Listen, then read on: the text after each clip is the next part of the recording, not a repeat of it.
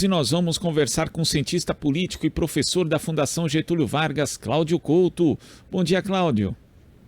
Bom dia, Glauco. Tudo bem? Tudo certo. Tentando aí, obviamente, né, a gente que acaba trabalhando no 7 de setembro se recuperar desse dia que foi bastante longo, né, Cláudio?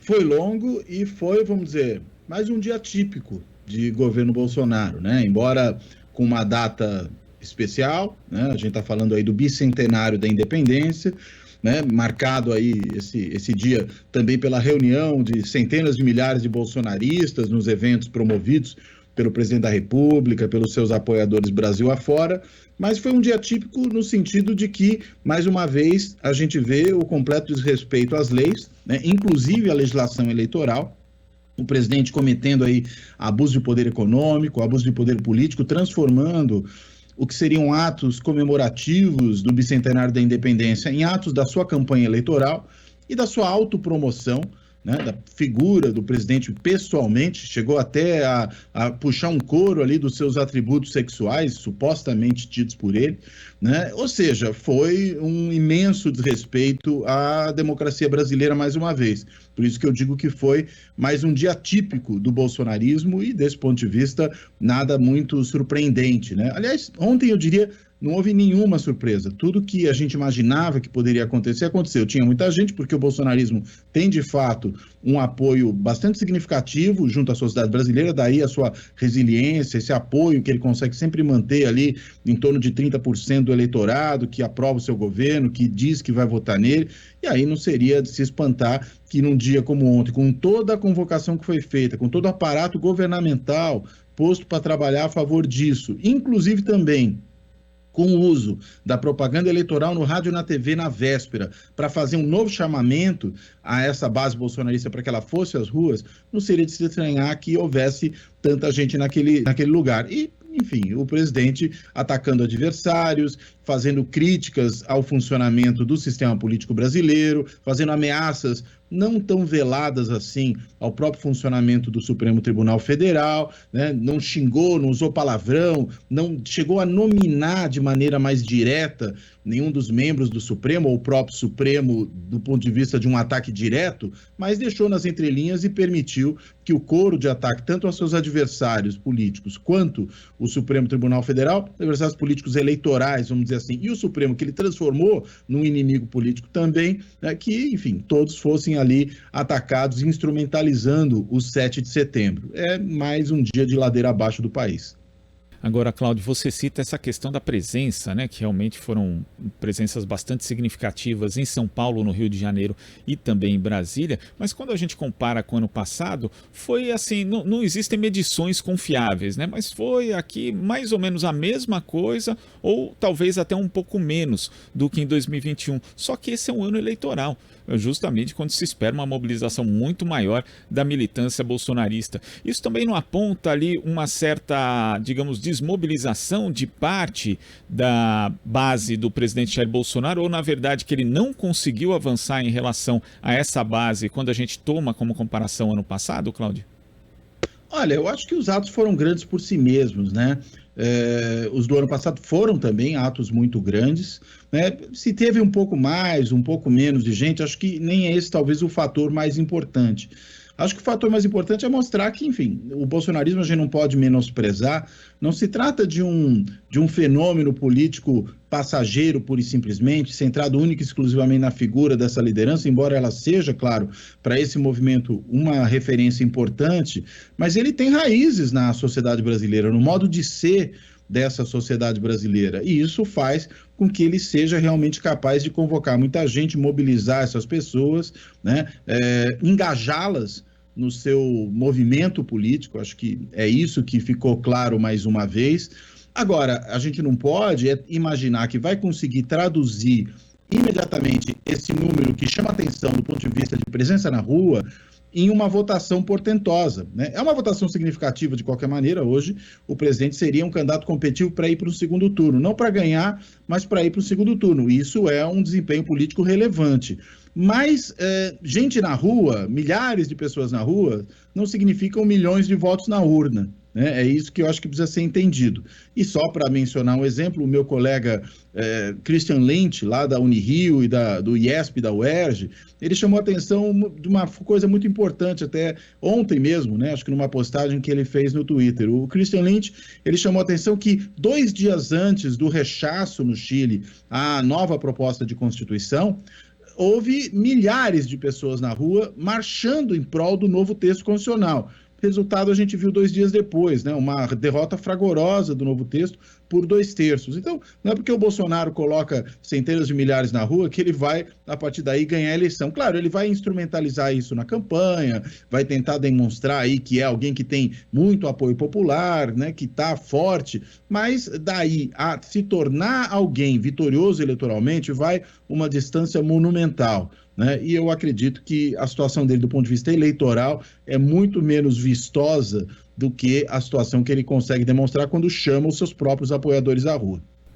Agora, em termos de discurso mesmo, Cláudio, desde ali do café da manhã, passando pelos discursos feitos em Brasília e também no Rio de Janeiro, a gente pode falar em moderação se considerar o nível habitual do presidente da República, que não é exatamente o mais moderado, mas ainda assim ele fez ataques muito fortes, né?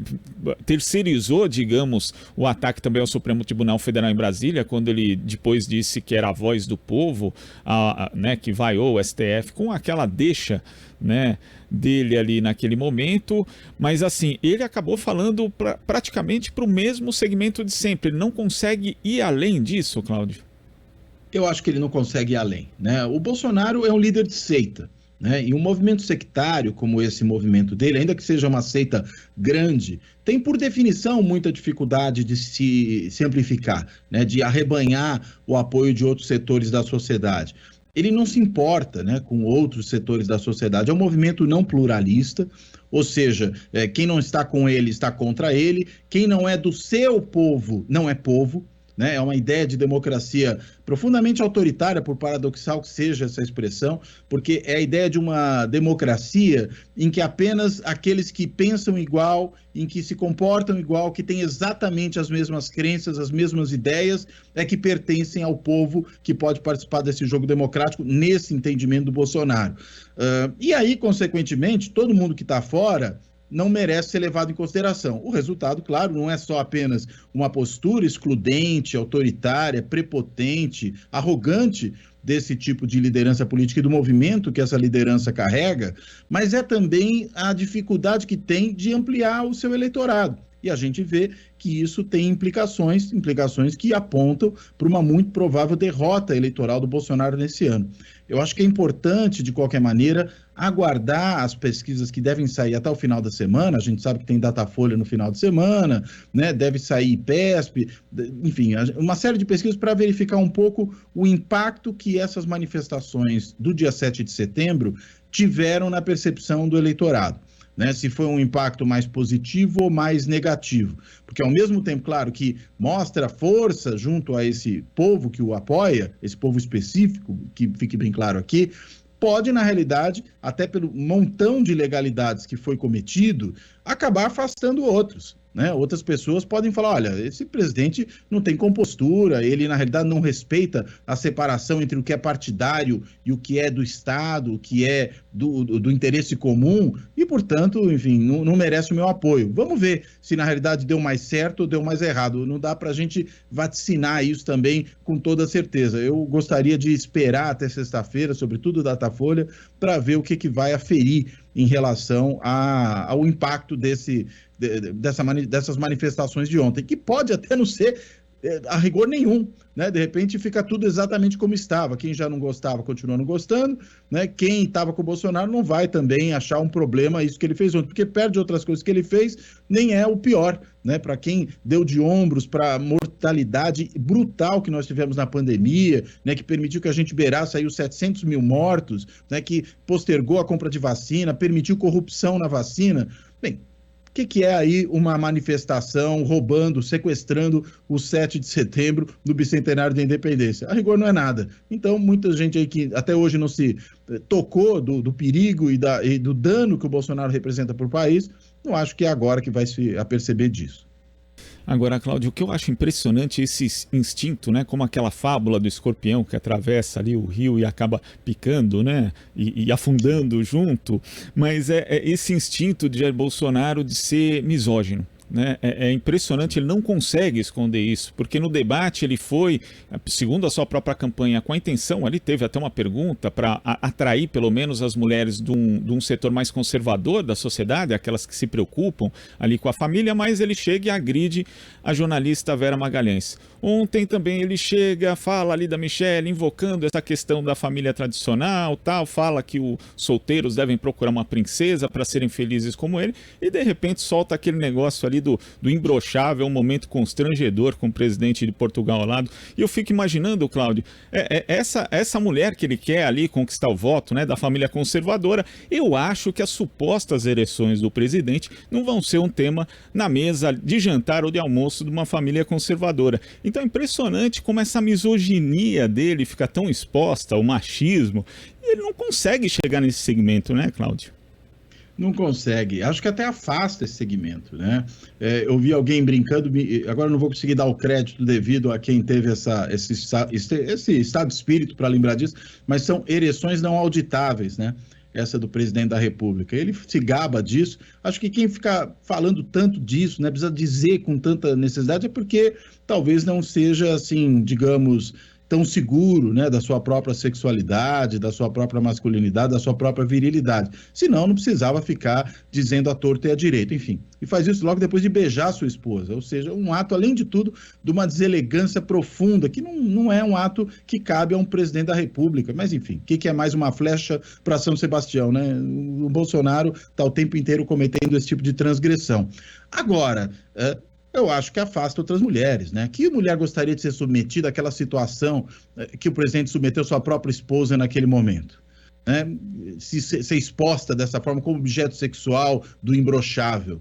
Né? Eu acho que, enfim, o presidente mostra quem realmente é, né? E mostra não só nessa ideia, né, de imbrochável, né, de que mulheres estão ali para lhe servir, sexualmente, inclusive, mas mostra quando ele não aceita qualquer tipo de questionamento que venha de mulheres, e no caso isso sempre aparece por meio das jornalistas. Tanto que os ataques que ele faz às jornalistas, você lembrou esse feito contra a Vera Magalhães, a gente teve aquele de alguns anos atrás em que ele questiona lá uma jornalista da então da Rede TV, que dizia que ele contrariava toda a historiografia brasileira ao defender o regime militar, e ele a chamava de analfabeta, né, de imbecil, de coisas do tipo. Ou seja, é esse o presidente da República, não tem a menor consideração por quem quer que seja, e menos ainda tem consideração pelas mulheres. Então vai ser difícil avançar nesse eleitorado, né? Ele já leva uma grande desvantagem, levava já em 2018, conseguiu reduzir isso um pouco lá na reta final, mas era um outro momento, havia um outro clima na sociedade,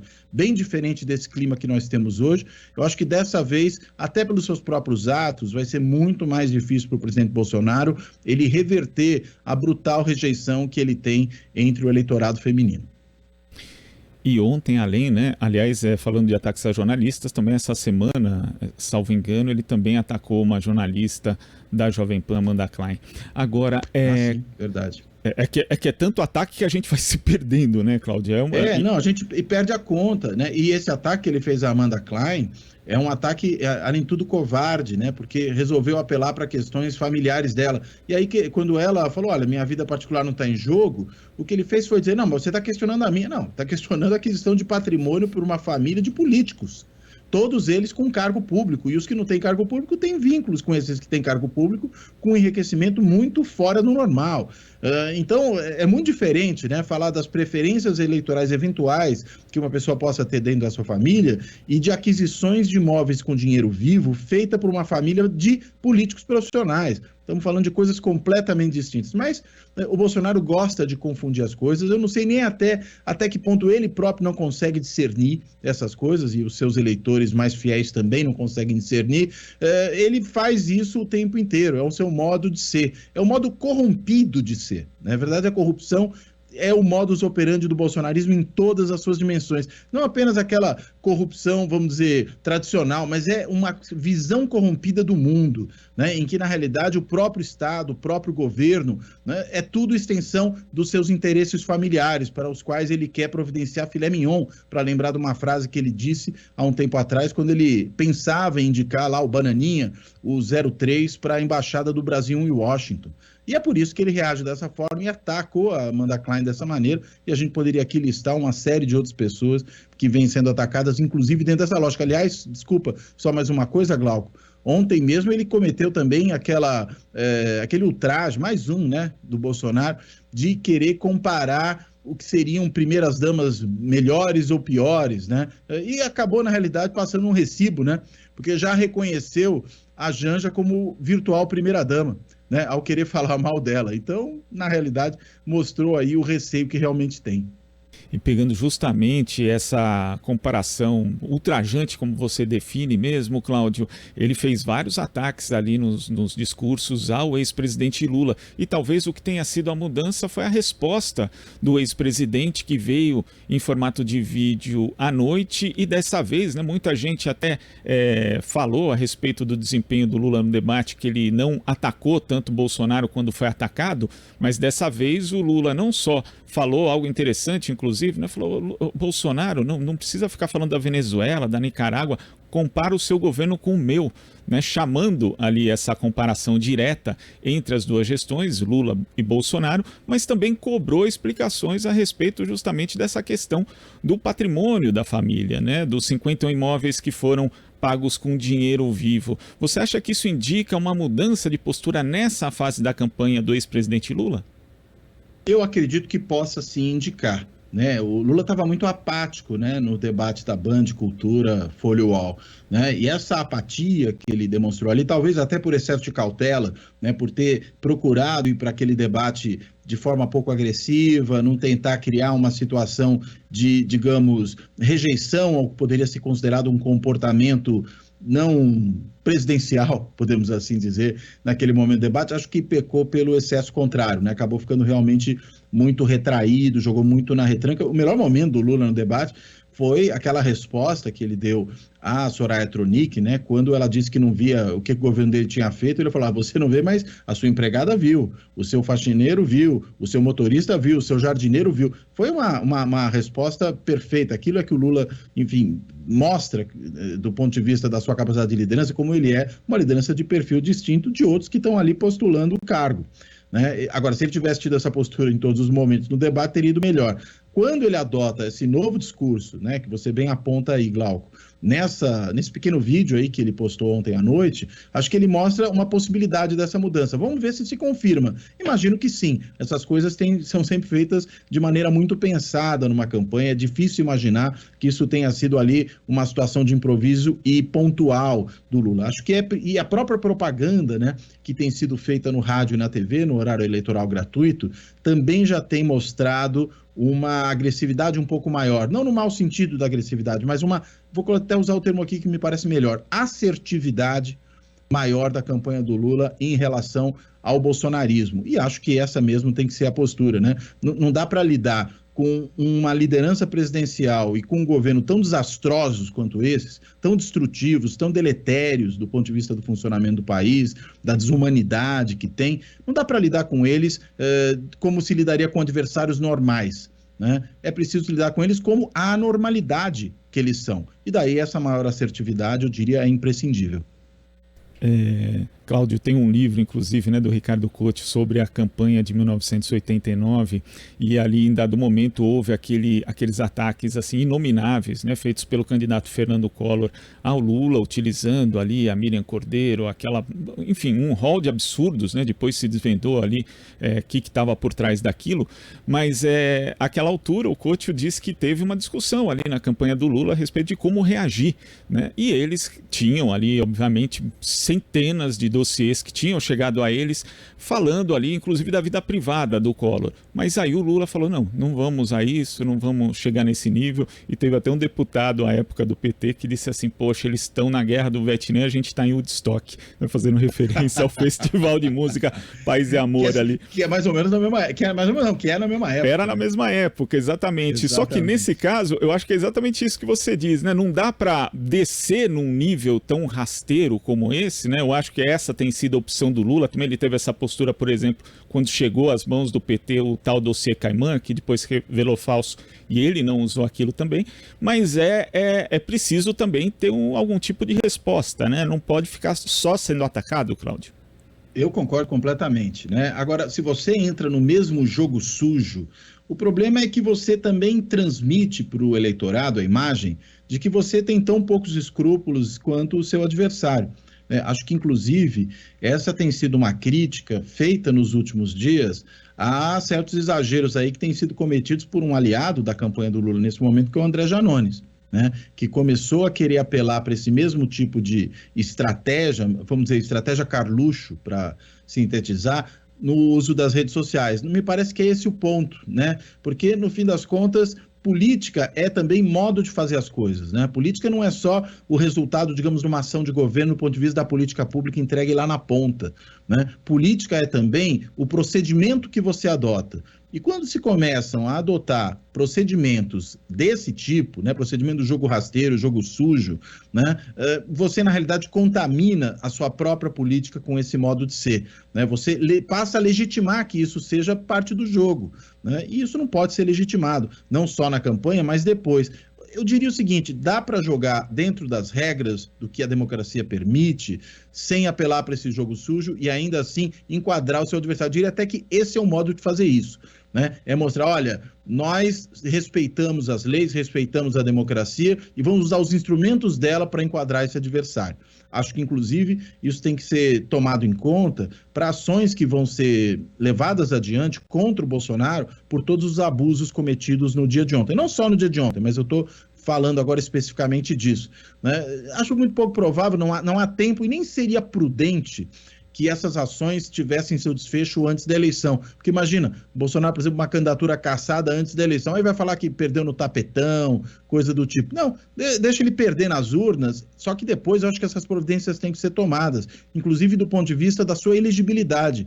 Bolsonaro precisa ser tornado, logo depois dessa eleição, inelegível por um prazo de 8 anos, né, que é o que a lei prevê, por conta de todas as atrocidades que ele cometeu.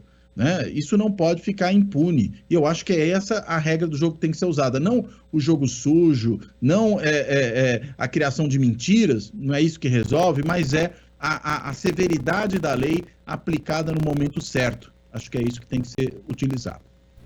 Cláudio, muito obrigado pela sua participação hoje aqui no Jornal Brasil Atual. Lembrando, né, que na sexta para o sábado, à meia-noite, tem um novo Fora da Política Não Há Salvação? Tem sim. E eu falei agora há pouco, né, do meu colega, o Christian Lynch, né, e ele vai estar justamente nesse episódio, né, ele está lançando um livro agora que se chama O Populismo Reacionário, junto com um colega dele do IESP da UERJ, o Paulo Cassimiro, né, e os dois participaram aí comentando exatamente o que é o tal do populismo reacionário e, evidentemente, né, avaliando esse cenário. A gente gravou ontem à tarde, né, o programa, então já pôde pegar aí os eventos do 7 de setembro, aproveita para falar deles também, e sobe tanto para o YouTube como para as plataformas de podcast a 0 hora de sábado ou, como algumas pessoas preferem, meia-noite de sexta. Mas, enfim, na data de sábado, 0 hora, está lá disponível para quem quiser ouvir. Cláudio, muito obrigado. Até a próxima. Obrigado, Glauco. Um abraço para você e aí para todo mundo que nos escuta e nos assiste. Abraço. Conversamos aqui com o professor da Fundação Getúlio Vargas, cientista político Cláudio Couto. Estamos apresentando Jornal Brasil Atual. As notícias que os outros não dão.